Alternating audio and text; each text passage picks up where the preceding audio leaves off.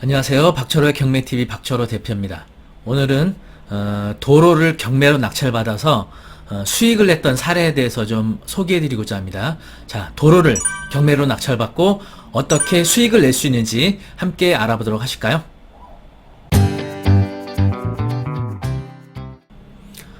여러분들이 이제 경매 물건을 검색하시다 보면은 뭐 다양한 물건들을 아마 만나시게 될 거예요.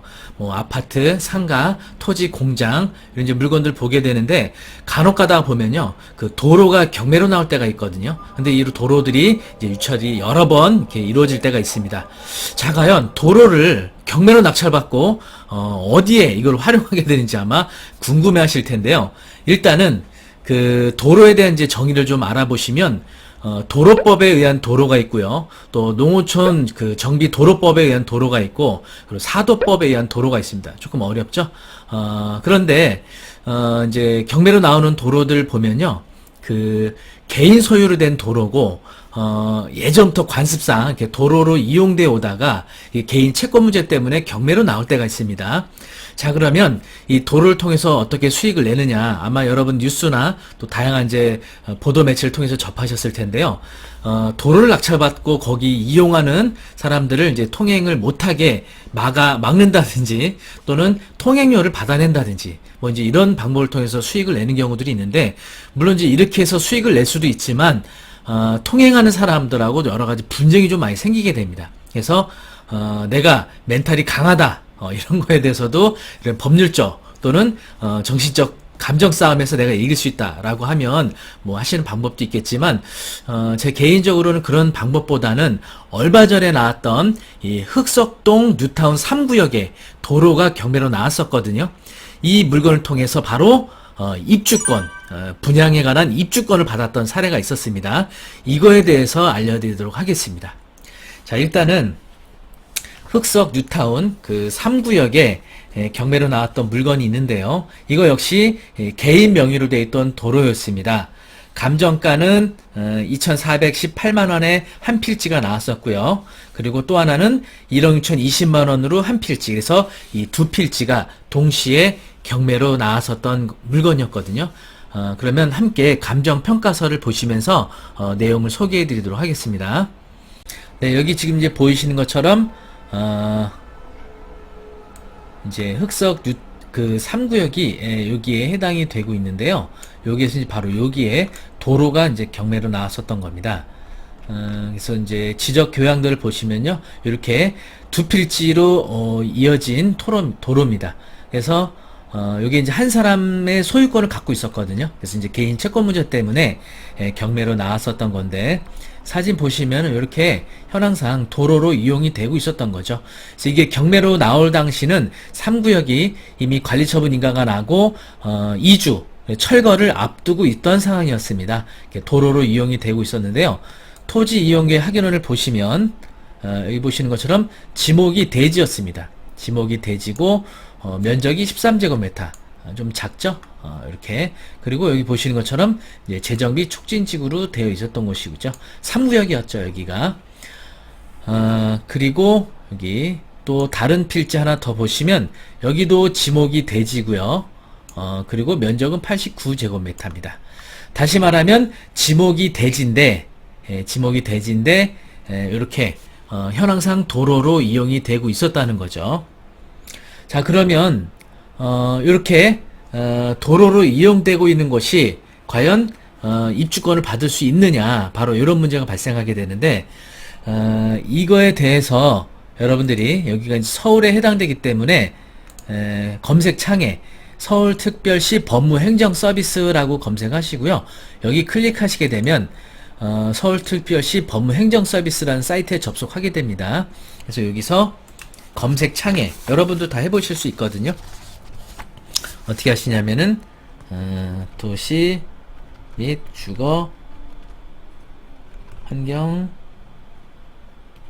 정비 조례, 이게 각 시도별로 다른 조례가 적용이 되고 있는데요. 여기 바로 서울시의 재개발 재건축과 관련된 조례가 있거든요. 자, 그러면 도로를 경매로 낙찰 받았을 때 과연 입주권을 받을 수 있느냐, 그런 이제 조항이 나오는데요. 여기 36조 보시게 되면 재개발 사업의 분양 등이라고 나오죠.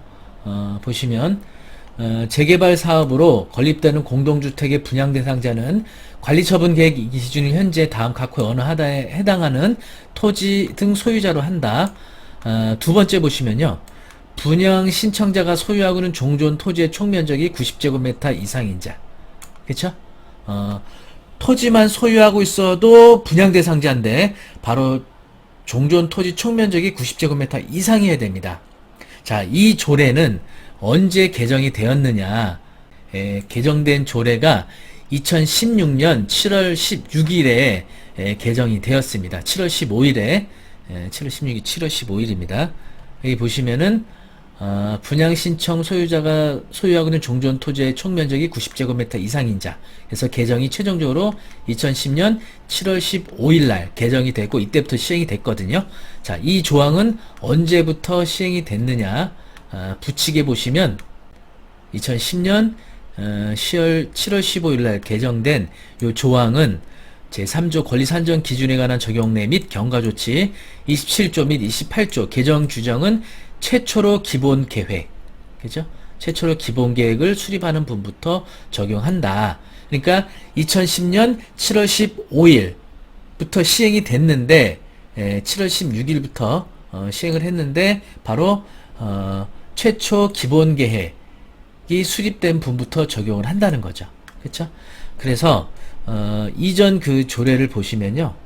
2010년도 3월 2일 그 시행됐던 조례는 같은 27조에 보시면 분양 신청자가 소유하고 있는 종전토지의 총면적이 여기 그렇죠? 건축조례 29조 제1호 규모 이상인 자라고 돼 있죠? 바로 이게 여기 보시면은 30제곱미터 이상인 토지를 말하고 있습니다. 그렇죠? 30제곱미터. 그리고 여기 보시면은 분양 신청자를 포함한 세대원 전원이 주택을 소유하고 있지 아니한 경우. 그렇죠? 그래서 면적이 30제곱미터 이상이면서 세대주 전원이 무주택인 경우. 그렇죠? 이런 사람만 원래 분양 대상자였는데 2010년 7월 15일 개정된 조례에 의하면 2010년 요때 개정 이후에 바로 27조에 보시면 분양 신청자가 소유하고 있는 종전 토지의 총면적이 90제곱미터 이상인 자. 그렇죠? 이렇게 이제 개정이 됐기 때문에 세대주 전원의 무주택을 요하지 않는다는 거죠. 자, 그래서 여기 이제 여기 보이시는 것처럼 그 흑석 뉴타운 3구역에 나와 있던 이 토지 면적을 보시면요. 하나는 여기 13제곱미터죠. 그리고 하나는 89제곱미터죠. 둘 중에 하나만 받으면 안 되고요. 두 개 다 받아야 분양 대상자가 된다는 얘기입니다. 그러니까 13제곱미터, 89제곱미터 이 두 개를 반드시 받아야 됩니다. 근데 이게 개별 매각되다 보니까 굉장히 이제 입찰하는 사람 입장에서 걱정되는 거죠. 만약에 A라는 사람이 13제곱미터 받고요. B라는 사람이 89제곱미터를 받아버리면 이 토지는 입주권을 받기 위해서는 두 사람이 합의해갖고 한 사람한테 몰아줘야 돼요. 그러면 서로 간에 이게 밀당이 생기겠죠. 그래서 이 흑석 뉴타운 3구역에 나와있던 토지는 2010년 7월 15일 이후 기본계획이 수립된 곳이기 때문에 바로 90제곱미터 이상이면은 소유권을 이제 분양 대상자가 된다는 얘기입니다. 자, 이 결과는 어떻게 됐냐면요. 여기 보시면은 하나는 2,418만원짜리 28명이 경합해서 1억 200에 낙찰이 됐고요.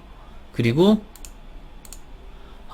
또 하나 1억 6천 감정되어 있던 거는 26명이 들어와서 5억 1,600이 됐습니다. 그래서 여기 보시면은 낙찰 받으신 분 성이 동일인이죠. 그래서 다행히 동일인이 두 개를 다 낙찰을 받으셨습니다. 그런데 어때요? 가격대가 생각보다 상당히 높이 받았죠? 자, 그런데 여기서 주의하실 게 있습니다, 여러분.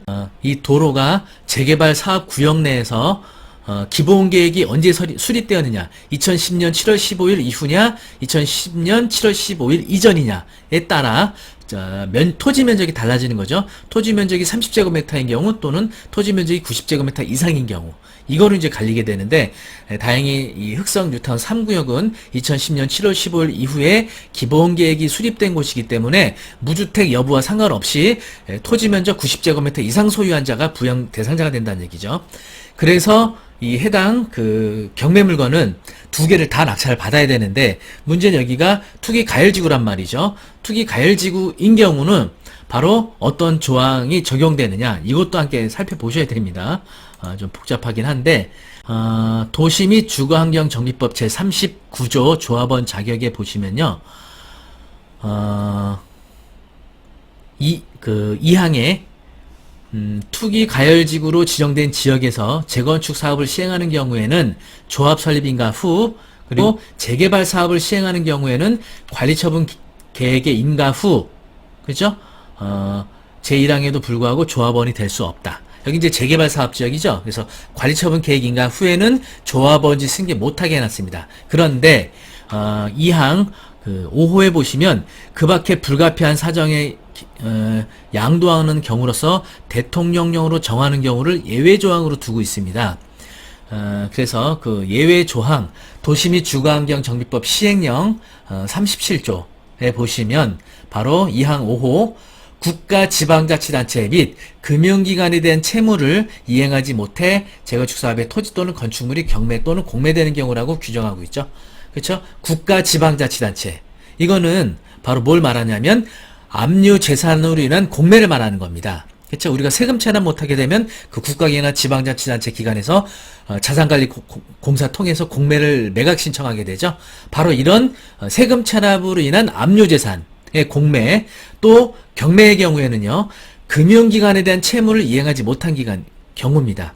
자 그러면 바로 금융기관에 대한 채무를 이행하지 못한 경우 자 여기서 말하는 금융기관은 뭐냐 주택법 시행령 제71조 제1호 강목의 금융기관을 말하는 거죠. 자 그러면 주택법 시행령에서 말하는 금융기관은 뭘 말하는 거냐 보시면 여기 이제 금융기관에 대해서 이제 정해진 내용이 있거든요. 가에 보시면 은행법에 따른 은행이 있고요. 나에 보시면 중소기업 은행법에 따른 중소기업 은행이 있고요. 다에 보시면 상호저축은행법에 따른 상호저축은행이 있습니다. 그리고 보험업법에 따른 보험회사가 있고, 그렇죠? 이런 이제 은행들은 여러분 대략 이제 들어서 익숙하시죠? 그리고 그밖에 법률에 따라 금융 업무를 수행하는 기관으로서 국토교통부령으로 정하는 기관 이렇게 돼 있죠. 그래서 여기 보시면 주택법 시행규칙 24조에 보시면 농업협동조합법에 따른 농협은행 그렇죠? 여기도 아시죠? 그리고 수산업협동조합법에 따른 수산업협동조합, 신용협동조합법에 따른 신용협동조합, 그리고 새마을금고법에 따른 새마을금고, 산림조합법에 따른 산림조합, 한국주택금융공사법에 따른 한국주택금융공사, 우체국 예금에 따른 채신관서 이런 이제 금융기관들에 대한 경매 신청이라는 얘기죠. 왜냐하면 이런 금융기관에 의한 신청된 경매가 아닌 경우는 조합원지를 승계하기 위해서 악용할 수 있는 소지가 있기 때문에 이렇게 주택법 시행령과 시행규칙에 따른 등록된 금융기관에 의한 신청된 경매에 대해서만이 투기가열지구 내에서 재개발 재건축 조합원지를 승계한다. 요거를 보시면 되겠습니다. 그런데 이제 흑성 뉴타운 3구역에 나왔던 도로경매 경매 신청 채권자를 보시면요. 개인이 신청한 경매 사건이거든요. 이 금융기관에 의한 신청 사건이 아니라. 그런데 어떻습니까? 흑성 뉴타운 3구역의 경우는 도시 및 주거환경정비법 제39조 2항 있죠? 여기 재건축 사업을 시행하는 경우 조합 설립인가 후 재개발 사업을 시행하는 경우 관리처분인가 후 조합원이 될 수 없다는 이 조항은요. 바로 2017년도 10월 24일 날 개정이 되었거든요. 그래서 2017년 10월 24일 이 법 시행 이후에 사업 시행 인가한 지역에 대해서 이게 해당이 됩니다. 그런데 흑성 뉴타운 3구역은요. 바로 2017년 10월 24일 이전에 사업 시행 인가가 났습니다. 여기 이제 재개발 사업에서 조합원지 승계 못하게끔 개정한 이 법령은 적용이 되지 않는 구역입니다. 그렇죠? 이렇게 해서 흑성 뉴타운 3구역은 바로 조합원지가 승계가 가능하다는 얘기죠. 만약에 사업시행인가가 2017년 10월 24일 이후에 난 지역이라면 역시 이게 누구에 의한 경매 신청이냐, 금융기관에 의한 것이냐, 금융기관에 의한 것이 아니냐, 이 부분 잘 확인하셔야 되겠죠.